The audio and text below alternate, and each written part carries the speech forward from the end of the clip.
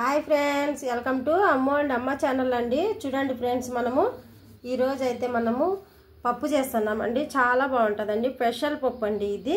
ఎప్పుడన్నా మీరు ఇలా చేసుకొని తిన్నారంటే మళ్ళీ మళ్ళీ తినాలనుకుంటారు. చాలా బాగుంటుందండి. ఈరోజు సండే అయినా కూడా మేము చికెన్ ఏం చేసుకోవడంలే, అందరికి కొంచెం ఫీవర్ వచ్చినట్టుంది కాబట్టి ఈ పప్పు చేస్తున్నానండి. జలుబు కూడా చాలా బాగుంటుంది. నేను ఒక గ్లాస్ అండి, ఒక కప్పు పప్పు కందిపప్పు కడిగేసి ఇలా నానబెట్టుకున్నా. Half an hour.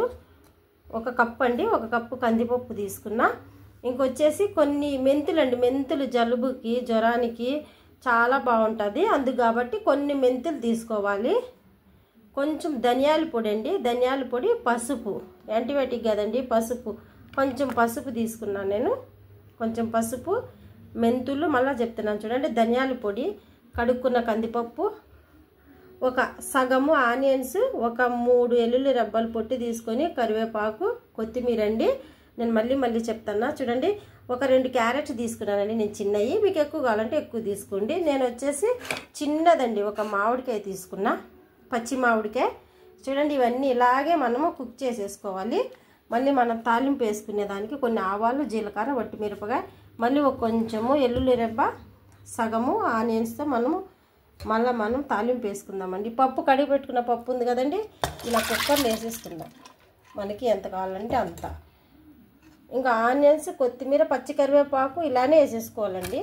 అన్నీ ఇలానే వేసుకొని ఉడికించుకొని తాలింపు వేసుకున్నారంటే చాలా బాగుంటుందండి. మెయిన్ వేసుకోవాలండి మెంతులు, ధనియాల పొడి, పసుపు. ఒక్కసారి ట్రై చేయండి, నా కోసం కాకపోయినా మీకే అర్థమైపోతుంది. చాలా బాగుంది అక్క నాకు. మళ్ళీ మీరు కామెంట్ బాక్స్లో కామెంట్స్ పెట్టాలి. చూడండి, స్పైసీకి తగినన్ని పచ్చిమిరపకాయలు నేను ఒక 3 వేసిన. ఇంకా వట్టిమిరపకాయలు వేస్తాం కదా తాలింపులో. 2 క్యారెట్, ఒక మామిడికాయ, చిన్న మామిడికాయ ముక్కండి వేసేసుకొని మనము ఆల్రెడీ ఒక గ్లాస్ వాటర్ అయితే పప్పులో నానబెట్టినాం కదా, మంచి వాటర్ వేసి కడిగేసి నానబెట్టినాం మనము. ఇంకొక గ్లాస్ అయితే నేను వేసేసిన. 2 గ్లాసులు వాటర్ వేసుకున్నాం మనము. ఒక కప్పు, చిన్న కప్పు పప్పుకి అన్నీ వేసేసినాం కదండి. దీంట్లో కళ్ళుప్పు కూడా వేసేసుకున్నామండి, సాల్ట్ కొంచెం. ఇంక ఇలానే మూత పెట్టేసుకొని మనము విజిల్ వేసుకొని తాలింపు వేసుకుందామండి. చూద్దాం ఫ్రెండ్స్. చూడండి, పప్పు అయితే కుక్ అయిపోయింది కదా. ఇప్పుడు రండి మనము ఇది మెత్తగా కలబెట్టేసుకుందాము. చూడండి, పప్పు కలబెట్టుకునే దానికి ఇటు తెచ్చేసినాం కదా. దీంట్లో ఒక చిన్న ఆనియన్స్ అండి సగము, ఒక 3 ఎల్లుల్లి రెబ్బలు పొట్టి తీసుకోకుండా కచ్చపిచ్చ దంచుకోవాలా. కొంచెం కరివేపాకు, ఒక 3 ఎండుమిర్చి అండి, కొంచెం జీలకర్ర, ఆవాలు. చూసారు కదండి. ఇప్పుడు పప్పు అయితే మనం కలబెట్టేసుకుందాము. చూసారు కదండి, నేను ఒక్క చేత్తో చేయాలి కాబట్టి పక్కన పెట్టి కలదిప్పేస్తా. చూడండి, మనం ఇలా అయితే కలబెట్టేసుకున్నాము. మీకు కొంచెం వాటర్ కావాలంటే వేసుకోండి, నాకు సరిపోయింది. ఇంకా మనం ఆయిల్ పెట్టేసాము. తాలింపుకి అయితే వేసేద్దాం రండి. మీరు కానీ వాటర్ వేసినారంటే దీంట్లో కొంచెము కుక్ అవనివ్వండి. తాలింపు వేసినాక వాటర్ లేదంటే ఎమ్మటనే బంద్ చేసేసుకోవచ్చు. చూడండి, నేను ఆయిల్ అయితే పెట్టేసినా కదా, అన్నీ తెచ్చిన మిడికి ఇలా పప్పు ఈ మాత్రం గట్టిగా ఉంటే సరిపోతుంది. అది పిల్లలు క్యారెట్ తినము, మెంతులు తినమని మారం చేసినారనుకోండి, మీరు ఇలా చేసి పెట్టేసినారంటే పప్పు ఈజీగా పిల్లలు తినేస్తారు, హెల్తీగా కూడా ఉంటారు, జలుబు తగ్గుతుందండి. మెయిన్ జ్వరం ఉన్నోళ్ళకైతే ఈ పప్పు చాలా ఇష్టంగా తింటారు. స్మెల్ రాకుండా ఉన్నప్పుడైతే చాలా బాగుంటుందండి. ఒకసారి ట్రై చేయండి మీరు. జలుబు ఉందనేసి కొంచెం లైట్గా జ్వరం ఉందని ఈరోజు పప్పే చేస్తున్నా. చూడండి, ఆవాలు, జీలకర్ర ఇలా అది కొంచెం చిటిపట్లు ఆడేటప్పుడు దూరం వేసుకోండి. ఎర్రగడ్డ,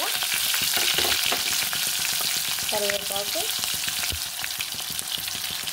వేసేస్తాను కదండి. ఇది కొంచెం వేగాలంటే ఇలా వట్టిమిరపకాయలు అప్పుడే వేయకూడదండి, ఎందుకంటే ఇవి బాగా కొంచెము వేగినాక ఆనియన్స్, తెల్లగడ్డ, కరివేపాకు, మనము వట్టిమిరపకాయలు వెంటనే వేస్తామంటే నల్లగా అయిపోతాయండి. ఇప్పుడు వేసేసుకుందాము. ఒక 3 తీసుకున్నాను. మీకు ఎన్ని కావాలంటే అన్ని తీసుకోండి.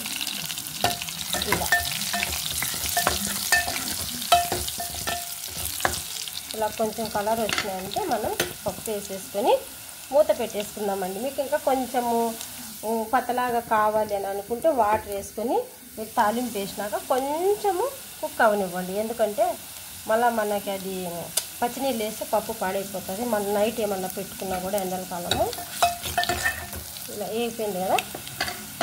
మనము ఇంకా స్టవ్ ఆఫ్ చేసేసి ఇలా మన ముందు కలబెట్టి పెట్టుకుని పప్పుని వేసేసి మనము చూడండి ఒక్క నిమిషం మూత అయితే ఇలానే పెట్టేద్దాం ఆవిరిపోకుండా. చూడండి ఫ్రెండ్స్, మామిడికాయ, మెంతులు, క్యారెట్ పప్పు రెడీ చేసేసాము కదండి. మనం టేబుల్ మీదకి అయితే తెచ్చేసాము. ఇంకా బౌల్ కూడా రెడీ చేసి పెట్టేసుకున్నాము. చూడండి ఎంత కలర్ఫుల్గా వచ్చేసిందో కదా. దీంట్లో మెయిన్ స్పెషల్ ఏంటంటే అండి ధనియాల పొడి ఫ్లేవర్ బాగా వస్తుంది. క్యారెట్ ఈ రెండు కంపల్సరీ ఉన్నాయంటే పప్పు చాలా చాలా బాగుంటుందండి. ఒక్కసారి మీరు ట్రై చేయండి, చేసుకొని తిన్నారంటే మీరు మళ్ళీ మళ్ళీ చాలా బాగుంది అక్క అని మీరు కామెంట్స్ బాక్స్లో కంపల్సరీ మీరు కామెంట్స్ అయితే పెడతారండి. చూడండి ఇలా ఆరోగ్యానికి కూడా చాలా మంచిదండి ఈ పప్పు. చూడండి ఇలా గిన్నెలో సర్వ్ చేసేసుకున్నామంటే చపాతీలో కూడా బాగుంటుందండి. తక్కువ క్వాంటిటీలో తీసుకోవాలి ఏదైనా సరే, మరి ఓవర్గా వేసుకోకూడదు. ఒక కప్పు కందిపప్పు తీసుకున్నామంటే అరకప్పు మామిడికాయ తీసుకోవాలి. ఉన్నాయి కదా అని ఎక్కువ వేసుకోకూడదు.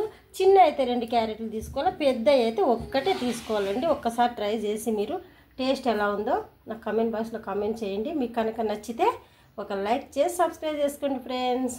బాయ్ అండి అందరికీ.